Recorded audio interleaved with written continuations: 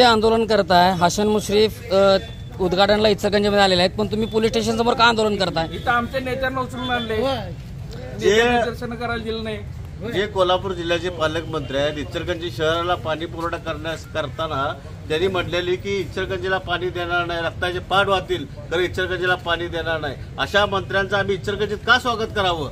पण एकेकाळी तुम्ही त्यांच्या मांडीला मांडी लावून बसत होता, आज त्यांना विरोध करतायचं कारण काय? ज्या जातीवादी पक्षाबरोबर ते गेलेले आहेत त्यांना आमचा विरोध आहे। अशा पद्धतीनं तिने जे काय गावाला पाण्याला जिने विरोध केलाय त्यांना आमचा विरोध आहे। ते कुठल्याही पक्षात असो, आमच्या गावाला जो विरोध पाण्याला विरोध करणार त्यांना आम्ही विरोध करणार। पण पोलीस स्टेशन ही आंदोलन करायची जागा आहे का?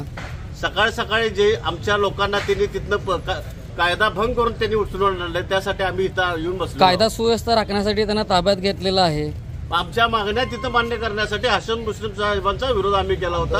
आम्ही कुठल्याही प्रकारचा गावाला पाणी मिळण्यासाठी त्यांनी मागणी केलेली आहे, त्यांनी काय व्यक्तिगत काय कोणती मागणी केलेली नाही आहे।